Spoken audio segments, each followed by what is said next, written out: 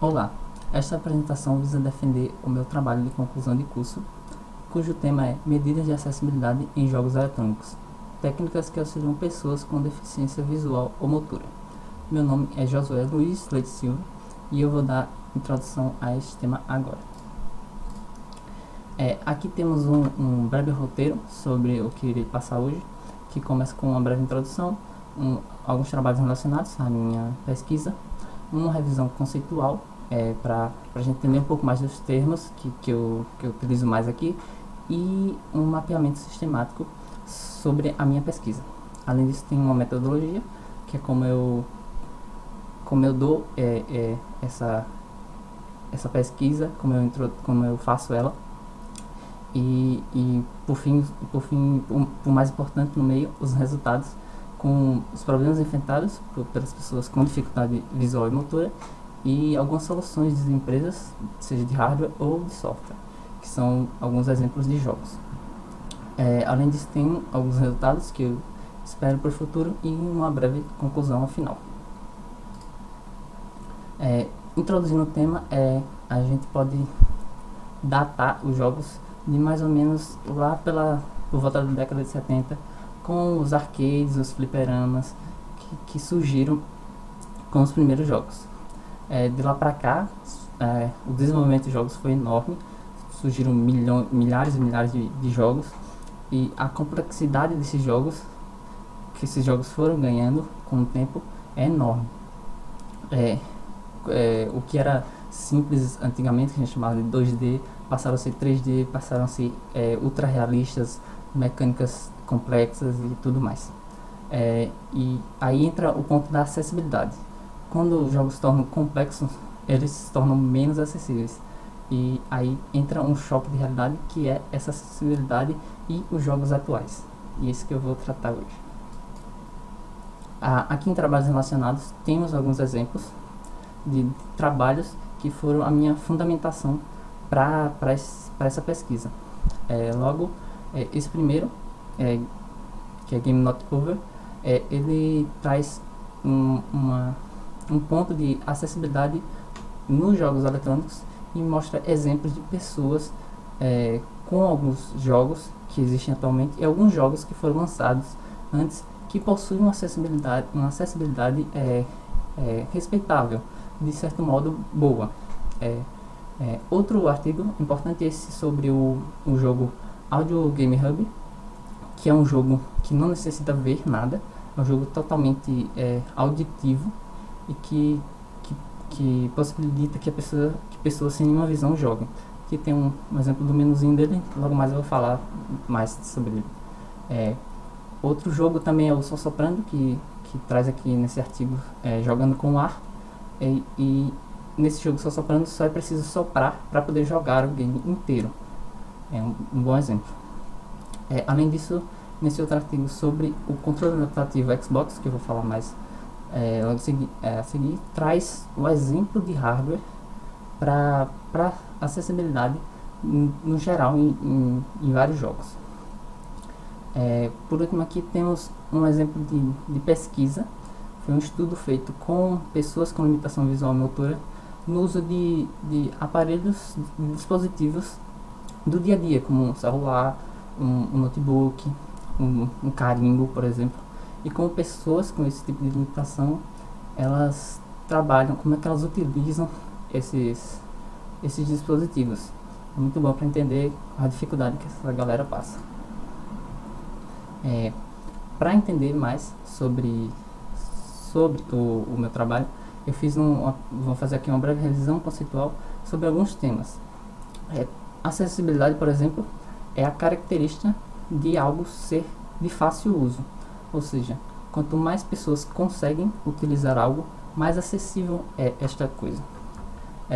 Jogos eletrônicos são a adaptação dos jogos que já existiam há muito tempo, jogos, e essa é uma adaptação dele em âmbito eletrônico, onde eles precisam de algum hardware, software para rodar algum computador ou console de jogos, essas coisas.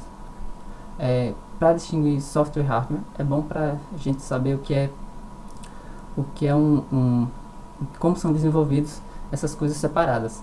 O software é aquela coisa que a gente chama de não palpável. O software é aquela coisa que a gente desenvolve, aquela ideia, aquele programa, aquele cálculo feito dentro do jogo. E o hardware é aquela peça, aquele computador que roda o nosso joguinho eletrônico. Por fim, as dificuldades visuais e motoras das pessoas, elas são enormes.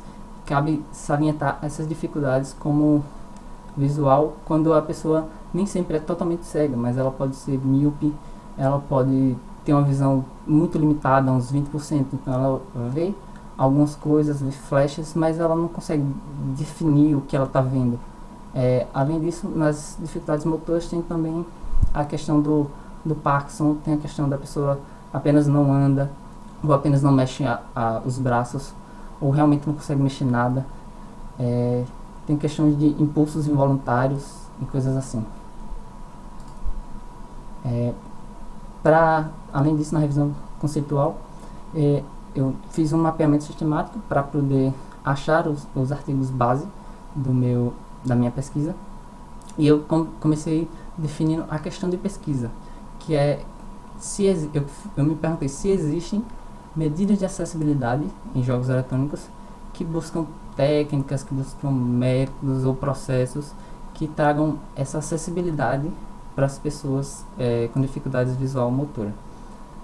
Com essa pesquisa definida, eu defini as palavras-chave como acessibilidade e videogames. Logo, acessibilidade e jogos eletrônicos, se eles aparecessem no título de um artigo, ele já me interessava um pouco.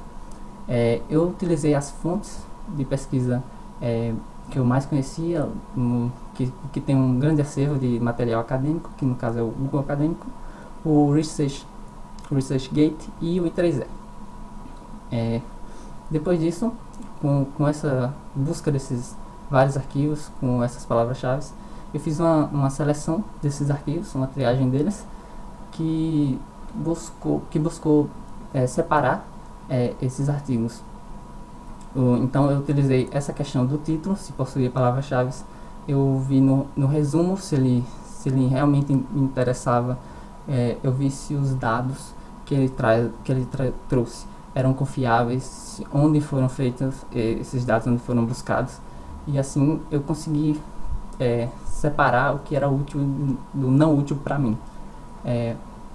Por último, eu fiz uma extração de dados e eu fiz essa tabelinha com critérios que eu defini, critérios quanto ao título, quanto a resumo, a dados e os 5 trabalhos que eu já mostrei há pouco, 5 trabalhos que eu mostrei há pouco, e se eles possuíam esses critérios. Eu pude ver que tem pouquíssimos nãos aqui, então eles foram muito úteis para mim. Por fim, na metodologia, eu pude ver, além do mapeamento sistemático, eu pude garantir as referências desses outros trabalhos, e essas referências servem para mim também. Então as referências desses trabalhos são importantes porque eles têm o mesmo tema que eu, praticamente. Então eles, de certa forma, está incluído no meu trabalho. Além disso, essas referências trazem uma contextualização muito boa para mim, e além da contextualização, as técnicas que eu achei neles também servem para mim. Então eles são muito enriquecedores para o meu trabalho. E isso garante uma base sólida para mim, porque esses artigos também têm base sólida. Agora, para os resultados, eu mostro primeiro aqui esses problemas enfrentados por pessoas com deficiência. E eu trouxe um exemplo aqui de um youtuber que é cego e que ele utiliza esse controle adaptado para ele, para poder jogar. Além disso, ele necessita de um áudio muito bom para poder jogar o seu jogo. E claramente aqui ele não está olhando para a tela. Esse é um bom exemplo de jogos acessíveis para pessoas com dificuldade visual, que são, nesse caso eu posso ver que é um jogo de luta. Além disso, nas dificuldades motoras, como eu já citei, pode ser só um Parkinson, pode ser total paralisia. e isso interfere muito no como deve se lidar com a pessoa para trazer essa acessibilidade para ela. Aqui tem o primeiro exemplo, que é o controle de adaptativo Xbox, que eu já tinha falado um pouco antes, por causa que eu tenho um artigo base para isso, né?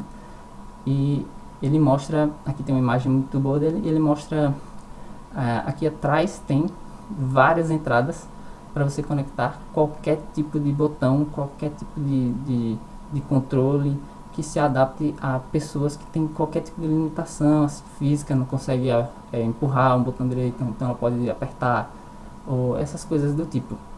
Essas bases servem também para a pessoa não errar um botão, por exemplo, além dos básicos que são as setas direcionais e tudo mais. É um bom exemplo de acessibilidade em hardware, porque por parte da Microsoft, que é a desenvolvedora dos consoles Xbox. Agora, nos resultados, eu trago as opções de jogos acessíveis. Primeiro, eu trago aqui o HyperDot, que é um excelente jogo de acessibilidade muito grande. Nele, é bastante simples de se jogar, pois você controla aqui, por exemplo, uma bolinha amarela dentro de um círculo e você não pode sair do círculo. E dentro desse círculo entram objetos aqui, vermelhos nesse caso, e você tem que desviar deles. Além disso, você às vezes precisa ir a lugares específicos, como esses círculos azuis, mas não é necessário mover ou usar outra tecla, nem clicar em nada, apenas mexer com o mouse, nesse caso do computador, ou com o direcional no console. Dessa forma, esse se torna um dos jogos mais acessíveis, por não precisar de nenhuma tecla, enfim, praticamente só mexer o mouse. Pessoas com limitações motoras têm facilidade aqui, nesse caso, torna-se um jogo muito acessível. E cabe salientar que ele foi indicado ano passado no The Game Awards, que é um dos prêmios mais cobiçados dos jogos. É como se fosse o Oscar dos jogos. Então ele foi indicado numa categoria que foi criada agora em 2020, que se chama Inovação em Acessibilidade. Ele foi um dos indicados. Aqui o Audio Game Hub, eu tinha falado um pouco antes, que é um jogo com audiodescrição incrível. Ele tem esse menu super simples, mas você pode desativar ele clicando nesse botão, ou seja, você não vai ver nada. Mas ele fala para você onde você está, ele fala qual jogo que você vai colocar, quais configurações você está. Basta mover as setas e ele volta no backspace, ele vai no espaço e você usa as setinhas para ir para um lado e para o outro, só isso. E dentro de jogo você pode escolher um modo, digamos, um exemplo de caçada, em que você escuta o som de um animal e você consegue mexer o mouse e para todas as direções e achar onde o som é mais alto, ou seja, onde o som estiver mais alto é onde o animal está. Daí você pode acertá-lo. Esse é um dos objetivos do jogo, mas ele possui inúmeros outros modos. Sobre o Sossoprano, que também tem outro artigo unicamente sobre ele, é fácil de entender porque ele é apenas soprar o seu microfone, seu balão vai subir e se você não soprar ele vai descer. E assim você consegue desviar de árvores, consegue desviar de pássaros ou de montanhas que vão aparecendo no decorrer do mapa. É um jogo bastante acessível também, porque ele não precisa nem de movimentação, ele precisa apenas do sopro da pessoa. Por fim aqui, de jogos acessíveis, eu queria citar o The Last of Us Part 2, que é um jogo diferente dos outros, é um jogo AAA, que a gente chama, porque ele foi criado por empresas grandes. Temos aqui a Sony e a Naughty Dog, que usaram centenas de pessoas para criar, milhões de dólares envolvidos e atores para captação facial e tudo mais. Então é um jogo complexo, porém ele tem um menu completo chamado acessibilidade, e lá você pode mudar opções de acessibilidade, como audiodescrição, a cor do texto.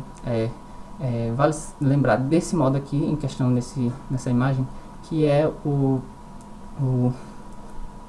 visualização em alto contraste, que ele destaca os inimigos em cores vivas e aliados e objetos e o que é meio que dispensável, ele deixa em cinza, em cores neutras, então você não perde o foco. Então pessoas com a visão um pouco baixa, elas não distraem, ou pessoas que têm algum problema de reagir rápido, elas conseguem ver rapidamente o que interessa e o que não interessa. Além disso, tem muitas outras opções nesse menu de acessibilidade.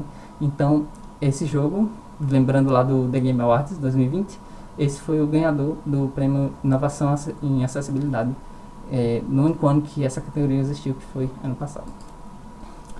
Bom, por fim, eu espero que a acessibilidade cresça não só em jogos eletrônicos. A acessibilidade é um negócio que deveria ter em tudo, é algo necessário, e queria também que o respeito pelas pessoas que necessitam, por pessoas deficientes, seja de qualquer forma, ele sempre cresça. E o respeito tem que ser mútuo, então tem que ser respeito por todos e de todas. Além disso, eu espero das empresas que elas apresentem mais adaptações. A Microsoft e a Xbox deu aquele exemplo do controle adaptativo, mas poderia ter muitas outras opções, e dentro dos jogos também, não só opções de hardware, mas de software também. Por fim, eu queria concluir que a popularidade dos jogos é enorme hoje em dia. Desde do seu surgimento lá na década de 70, ele só cresceu, principalmente agora na pandemia do Covid. Pessoas utilizando jogos eletrônicos que podem ser jogados de casa, são muito eficazes para passar esse tempo. Então é um entretenimento muito popular hoje em dia. Além disso, eu queria salientar que eu pude compreender como são criados esses jogos acessíveis, como eles se dão com as pessoas, como as pessoas se lidam com pessoas com dificuldades, né? Lidam com os jogos, e isso foi muito bom. Além disso, queria salientar que o ser humano ainda precisa evoluir muito nessa questão de igualdade, porque a acessibilidade ela ainda é muito pouca. Eu posso citar aqui vários exemplos, mas ela ainda é muito pouca em questão de jogos eletrônicos, e não só em jogos eletrônicos, em âmbito de tudo, de dirigir e tal, é muito difícil. Aqui tem as referências que eu utilizei nesse trabalho, e eu agradeço a quem está assistindo, e a gente se vê mais tarde.